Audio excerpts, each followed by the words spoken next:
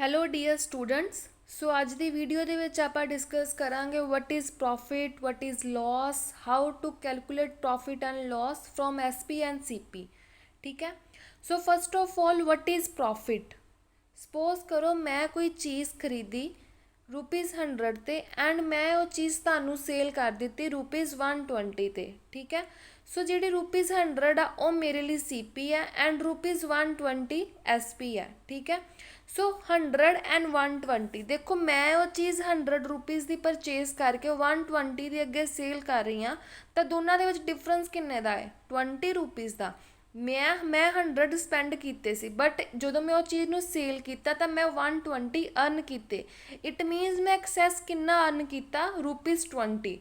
So it means the amount excess over the CP is called profit. ₹100 ਸੀ, 120 ਦੀ sale ਕੀਤੀ, ₹20 ਦਾ ਮੈਨੂੰ ਕੀ ਹੋਇਆ? ਪ੍ਰੋਫਿਟ ਹੋਇਆ। That is called profit. ਇਸ ਤੋਂ ਅਗਰ ਓਪੋਜ਼ਿਟ ਦੇਖੀਏ ਆਪਾਂ, ਲੋਸ ਕੀ ਹੈ? ਸਪੋਜ਼ ਮੈਂ ਕੋਈ ਚੀਜ਼ ਪਰਚੇਜ਼ ਕੀਤੀ ₹70 ਦੀ ਐਂਡ ਮੈਂ ਉਹ ਚੀਜ਼ ਤੁਹਾਨੂੰ ਸੇਲ ਕਰ ਦਿੱਤੀ ₹50 ਦੀ। ਮੈਂ 70 ਦੀ ਪਰਚੇਜ਼ ਕੀਤੀ, ਸੀਪੀ ਕਿੰਨੀ ਆ ਮੇਰੇ ਕੋਲ 70 ਐਂਡ ਮੈਂ ਸੇਲ ਕਰ ਦਿੱਤੀ ₹50 ਦੀ। ਐਸਪੀ ਕਿੰਨੀ ਆ? 50। ਹੁਣ ਦੇਖਿਆ ਜਾਵੇ ਤਾਂ ਜਿਹੜੀ ਆਪਣੀ ਸੀਪੀ ਆ ਉਹ 70 ਆ, ਉਹ ਜ਼ਿਆਦਾ, ਮੈਂ ਸਪੈਂਡ ਜ਼ਿਆਦਾ ਕੀਤੇ, ਬਟ ਜਦੋਂ ਮੈਂ ਉਹ ਚੀਜ਼ ਤੁਹਾਨੂੰ ਦੇ ਦਿੱਤੀ ਤਾਂ ਮੈਨੂੰ ਤੁਸੀਂ ₹50 ਦਿੱਤੇ। ਤਾਂ ਦੇਖਿਆ ਜਾਵੇ ਤਾਂ 70 ਤੇ 50, 70 ਮੈਂ ਸਪੈਂਡ ਕੀਤੇ ਬਟ ਮਿਲੇ ਮੈਨੂੰ 50, ਤਾਂ ਮੈਨੂੰ ਕੀ ਹੋ ਰਿਹਾ? ਲੋਸ ਹੋ ਰਿਹਾ। ਇਟ ਮੀਨਸ ਜਦੋਂ ਆਪਣੀ ਐਸਪੀ ਜਿਹੜੀ ਆ ਉਹ ਸੀਪੀ ਨਾਲੋਂ ਘੱਟ ਹੋਵੇ, ਉਸ ਕੇਸ ਵਿੱਚ ਆਪਾਂ ਨੂੰ ਕੀ ਹੁੰਦਾ ਹੈ? ਲੋਸ ਹੁੰਦਾ ਹੈ। ਠੀਕ ਹੈ। ਜੇ ਆਪਣੀ ਸੀਪੀ ਘੱਟ ਹੈ ਐਂਡ ਐਸਪੀ ਜ਼ਿਆਦਾ ਹੈ, ਠੀਕ ਹੈ, ਐਸਪੀ ਜਦੋਂ ਆਪਣੀ ਜ਼ਿਆਦਾ ਹੋਵੇ ਸੀਪੀ ਨਾਲੋਂ ਤਾਂ ਮਤਲਬ ਆਪਾਂ ਨੂੰ ਕੀ ਹੋ ਰਿਹਾ ਹੈ? ਪ੍ਰੋਫਿਟ ਹੋ ਰਿਹਾ ਹੈ। ਐਂਡ ਇਹਦੇ ਓਪੋਜ਼ਿਟ ਅਗਰ ਆਪਣੀ ਸੀਪੀ ਜ਼ਿਆਦਾ ਹੋਵੇ ਐਂਡ ਐਸਪੀ ਘੱਟ ਹੋਵੇ ਤਾਂ ਆਪਾਂ ਨੂੰ ਕੀ ਹੋ ਰਿਹਾ? ਲੋਸ ਹੋ ਰਿਹਾ ਹੈ। ₹100 ਦੀ ਚੀਜ਼ ਖਰੀਦ ਕੇ ਜੇ ਤੁਸੀਂ ₹120 ਦੀ ਸੇਲ ਕਰ ਰਹੇ ਹੋ, ਸਪੋਜ਼ ₹100 ਦੀ ਕੋਈ ਚੀਜ਼ ਤੁਸੀਂ ਪਰਚੇਜ਼ ਕਰਕੇ ₹120 ਦੀ ਉਹਨੂੰ ਸੇਲ ਕਰ ਰਹੇ ਹੋ, ਤਾਂ ਉਹ ਤੁਹਾਡਾ ਹੋ ਜਾਏਗਾ ਪ੍ਰੋਫਿਟ। ਠੀਕ ਹੈ। ਐਂਡ ਜੇ ਤੁਸੀਂ ₹70 ਕਹਿ ਲਓ, ਜਾਂ ਸਪੋਜ਼ ਕਰ ਲਓ ਤੁਸੀਂ ₹120 ਦੀ ਚੀਜ਼ ਪਰਚੇਜ਼ ਕਰਕੇ ₹100 ਦੀ ਸੇਲ ਕਰ ਰਹੇ ਹੋ, ਜਿੰਨੇ ਦੀ ਖਰੀਦੀ ਸੀ ਉਸ ਤੋਂ ਘੱਟ ਦੀ ਜਿਹੜੀ ਤੁਸੀਂ ਉਹਨੂੰ ਸੇਲ ਕਰ ਰਹੇ ਹੋ, ਤਾਂ ਉਹ ਕੇਸ ਤੁਹਾਡਾ ਹੋ ਜਾਏਗਾ ਲੋਸ ਦਾ ਕੇਸ ਹੋ ਜਾਏਗਾ। ਉਮੀਦ ਕਰਦੀ ਹਾਂ ਕਿ ਤੁਹਾਨੂੰ ਇਹ ਸਾਰਾ ਓਵਰਵਿਊ ਸਾਰਾ ਜਿਹੜਾ ਕਲੀਅਰ ਹੋ ਗਿਆ ਹੋਏਗਾ। ਸੋ ਇਸ ਤੋਂ ਬਾਅਦ ਆਪਾਂ ਡਿਸਕਸ ਕਰਦੇ ਹਾਂ ਪ੍ਰੋਫਿਟ ਐਂਡ ਲੋਸ ਦੇ ਫਾਰਮੂਲੇ ਐਂਡ ਦੋ ਸਮਸ ਆਪਾਂ ਡਿਸਕਸ ਕਰਾਂਗੇ। ਠੀਕ ਹੈ।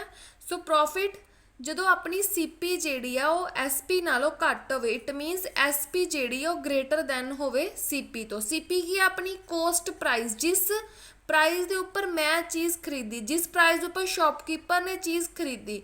ਐਂਡ ਐਸਪੀ ਕੀ ਹੈ? ਸੈਲਿੰਗ ਪ੍ਰਾਈਸ, ਜਿਸ ਪ੍ਰਾਈਸ ਤੇ ਸ਼ੌਪਕੀਪਰ ਉਸ ਚੀਜ਼ ਨੂੰ ਸੇਲ ਕਰ ਰਿਹਾ। ਸਪੋਜ਼ ਮੈਂ ਤੁਹਾਨੂੰ ਕੋਈ ਚੀਜ਼ ਸੇਲ ਕਰ ਰਹੀ ਹਾਂ ਤਾਂ ਉਹ ਕੀ ਹੋ ਜਾਏਗੀ? ਮੇਰੇ ਲਈ ਐਸਪੀ ਹੋ ਜਾਏਗੀ। ਠੀਕ ਹੈ। ਐਂਡ ਲੋਸ ਦਾ ਕੇਸ ਜਦੋਂ ਸੀਪੀ ਜ਼ਿਆਦਾ ਹੋਵੇ ਐਸਪੀ ਨਾਲੋਂ। ਜੇ ਤੁਸੀਂ 100 ਦੀ ਚੀਜ਼ ਪਰਚੇਜ਼ ਕਰਕੇ 120 ਦੀ ਸੇਲ ਕਰ ਰਹੇ ਹੋ, ਦੇਖੋ ਆਹ ਵਾਲੀ ਕੀ ਹੋ ਗਈ? ਸੀਪੀ।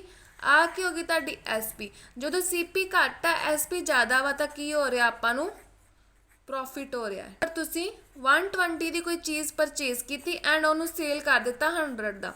ਸੀਪੀ ਕਿੰਨੀ ਮੇਰੀ? 120, ਐਸਪੀ ਕਿੰਨੀ ਮੇਰੀ? 100। ਤਾਂ ਸੀਪੀ ਜ਼ਿਆਦਾ ਆਪਣੀ ਕਿ ਐਸਪੀ? ਆਪਣੀ ਸੀਪੀ ਜ਼ਿਆਦਾ ਹੈ। ਇਟ ਮੀਨਸ ਇੱਕ ਕੀ ਹੋ ਜਾਏਗਾ? ਲੋਸ ਹੋ ਜਾਏਗਾ। ਮੀਨਸ ਕਿ ਮੈਂ ਸਪੈਂਡ ਜ਼ਿਆਦਾ ਕੀਤਾ ਬਟ ਮੈਨੂੰ ਇਨ ਰਿਟਰਨ ਅਮਾਊਂਟ ਘੱਟ ਮਿਲੀ, ਤਾਂ ਉਹ ਕੀ ਹੋ ਜਾਏਗਾ? ਆਪਣਾ ਲੋਸ ਦਾ ਕੇਸ ਹੋ ਜਾਏਗਾ। ਸੋ ਫਾਰਮੂਲਾ ਇੱਕ ਵਾਰ ਧਿਆਨ ਨਾਲ ਦੇਖ ਲਓ।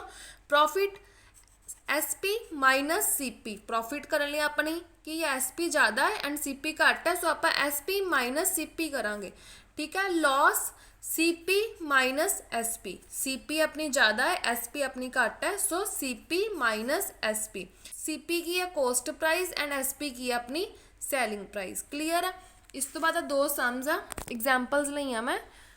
ਕੋਸਟ ਪ੍ਰਾਈਸ ₹800 ਹੈ ਐਂਡ ਸੈਲਿੰਗ ਪ੍ਰਾਈਸ ₹1000 ਆ। ਕੋਸਟ ਪ੍ਰਾਈਸ ₹800 ਆ ਐਂਡ ਸੈਲਿੰਗ ਪ੍ਰਾਈਸ ₹1000 ਆ। ਸੈਲਿੰਗ ਪ੍ਰਾਈਸ ਆਪਣੀ ਜ਼ਿਆਦਾ ਹੈ ਕੋਸਟ ਪ੍ਰਾਈਸ ਨਾਲੋਂ, ਸੋ ਅਗਰ ਆਪਾਂ ਦੇਖੀਏ ਤਾਂ ਕੀ ਹੋ ਰਿਹਾ ਹੈ? ਪ੍ਰੋਫਿਟ ਹੋ ਰਿਹਾ ਹੈ। ਐਸਪੀ ਮਾਈਨਸ ਸੀਪੀ 1000 ਚੋਂ ਜਦੋਂ ਆਪਾਂ 800 ਮਾਈਨਸ ਕੀਤਾ ਤਾਂ ₹200 ਆਪਣਾ ਕੀ ਆ ਗਿਆ? ਪ੍ਰੋਫਿਟ ਆ ਗਿਆ। ਠੀਕ ਹੈ। ਇਸ ਤੋਂ ਬਾਅਦ ਸੈਲਿੰਗ ਪ੍ਰਾਈਸ ਆਪਾਂ ਨੂੰ ₹13,000 ਦਿੱਤਾ ਹੈ ਐਂਡ ਕੋਸਟ ਪ੍ਰਾਈਸ ₹21,000 ਦਿੱਤਾ ਹੈ। ਤਾਂ ਕੋਸਟ ਪ੍ਰਾਈਸ ਆਪਣਾ ਜ਼ਿਆਦਾ ਹੈ, ਕੋਸਟ ਪ੍ਰਾਈਸ ਜ਼ਿਆਦਾ ਹੈ ਕਿਹਦੇ ਨਾਲੋਂ, SP ਨਾਲੋਂ, ਸੈਲਿੰਗ ਪ੍ਰਾਈਸ ਨਾਲੋਂ। ਇਹ ਆਪਣਾ ਕੀ ਹੋ ਰਿਹਾ ਹੈ, ਲਾਸ ਹੋ ਰਿਹਾ ਹੈ। ਸੋ CP ਮਾਈਨਸ SP 21,000 ਵਿੱਚੋਂ ਜਦੋਂ ਆਪਾਂ 13,000 ਮਾਈਨਸ ਕੀਤੇ ਤਾਂ ਆਪਣਾ ਲਾਸ ਕਿੰਨਾ ਆ ਗਿਆ, ₹8,000। ਕਲੀਅਰ ਹੈ। ਸੋ ਅੱਜ ਆਪਾਂ ਡਿਸਕਸ ਕੀਤਾ ਪ੍ਰੋਫਿਟ ਐਂਡ ਲਾਸ ਨੂੰ ਕਿਵੇਂ ਕੈਲਕੂਲੇਟ ਕਰਨਾ।